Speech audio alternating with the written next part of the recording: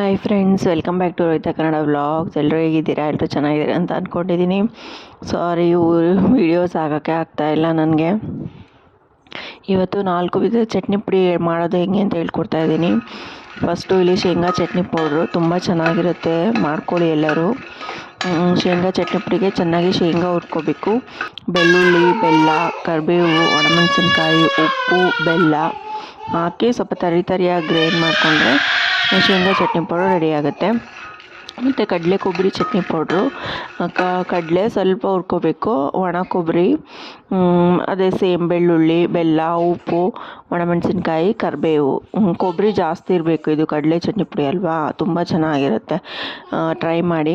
Next ಇಲ್ಲಿ ಅಗಸೆ ಬೀಜದ ಚಟ್ನಿ ಪೌಡ್ರು ತೋರಿಸ್ತಾ ಇದ್ದೀನಿ. ತುಂಬ ಒಳ್ಳೆಯದು ಇದು ಹೆಲ್ತಿಗೆ, ಟ್ರೈ ಮಾಡಿ. ಇಲ್ಲಿ ಅಗಸೆ ಬೀಜನ ಚೆನ್ನಾಗಿ ಚಟಪಟ ಅನ್ನೋ ಥರ ಹುರ್ಕೊಂಡ್ಬಿಟ್ಟು ಅದಕ್ಕೆ ಸೇಮ್ ಮತ್ತು ಬೆಳ್ಳುಳ್ಳಿ, ಬೆಲ್ಲ, ಉಪ್ಪು, ಒಣಮೆಣಸಿನ್ಕಾಯಿ, ಕರಿಬೇವು ಹಾಕಿ ತರಿಯಾಗಿ ರುಬ್ಕೊಂಡ್ರೆ ಚಟ್ನಿ ಪೌಡರ್ ರೆಡಿ ಆಗುತ್ತೆ. ಅನ್ನದ ಜೊತೆ, ರೊಟ್ಟಿ, ಚಪಾತಿ, ದೋಸೆ, ಇಡ್ಲಿ ಎಲ್ಲ ಜೊತೆನೂ ತಿನ್ಬೋದು, ತುಂಬ ಚೆನ್ನಾಗಿರುತ್ತೆ. ಅಗಸೆ ಬೀಜ ತುಂಬ ಒಳ್ಳೆಯದು, ಟ್ರೈ ಮಾಡಿ, ಓಕೆನಾ.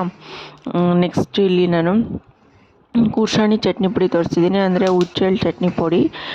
ಹುಚ್ಚೆಳ್ಳು ಕೂಡ ಚೆನ್ನಾಗಿ ಕ್ಲೀನ್ ಮಾಡ್ಕೊಂಡ್ಬಿಟ್ಟು ಚೆನ್ನಾಗಿ ಚಟಪಟ ಅನ್ನೋಗಿ ಹುರಿಬೇಕು. ಚೆನ್ನಾಗಿ ಹುರ್ಕೊಂಡು ಅದಕ್ಕೆ ಬೆಳ್ಳುಳ್ಳಿ, ಬೆಲ್ಲ, ಉಪ್ಪು ಮತ್ತು ಒಣಮೆಣಸಿನ್ಕಾಯಿ, ಕರಿಬೇವು ಹಾಕಿ ಎಲ್ಲದನ್ನು, ಒಣಮೆಣಸಿನ್ಕಾಯಿ, ಕರಿಬೇವು ಎರಡು ಚೆನ್ನಾಗಿ ಫ್ರೈ ಮಾಡಬೇಕು. ಎಲ್ಲ ಚಟ್ನಿ ಪುಡಿಗೂ ಹಾಕಿ ಚೆನ್ನಾಗಿ ಹುರಿದ್ಬಿಟ್ಟು ಇದಕ್ಕೆ ಸ್ವಲ್ಪ ಗುರಳ್ಳಿಗೆ, ಅಂದರೆ ಹುಚ್ಚೆಳ್ಳು ಚಟ್ನಿ ಪುಡಿಗೆ ಮಾತ್ರ ನೀವು ಸ್ವಲ್ಪ ಶೇಂಗಾ ಬೀಜ, ಸ್ವಲ್ಪ ಕಡಲೆ ಹಾಕಿ ತರಿಯಾಗಿ ಸ್ವಲ್ಪ ರುಬ್ಕೊಂಡ್ರೆ, ಇದು ನೀವು ಪಲ್ಯ ಎಲ್ಲ ಮಾಡ್ತೀರಲ್ವ, ಆ ಪಲ್ಯಗಳಿಗೂ ಹಾಕ್ಬೋದು. ಮತ್ತು ಹಂಗೇನು ಚಟ್ನಿ ಪುಡಿ, ಚಪಾತಿ, ರೊಟ್ಟಿ ಎಲ್ಲದ್ರ ಜೊತೆನೂ ತಿನ್ಬೋದು. ಸೊ ನಾನಿವತ್ತು 4 ವಿಧದ ಚಟ್ನಿ ಪುಡಿಗಳನ್ನೇ ಹೇಳ್ಕೊಟ್ಟಿದ್ದೀನಿ.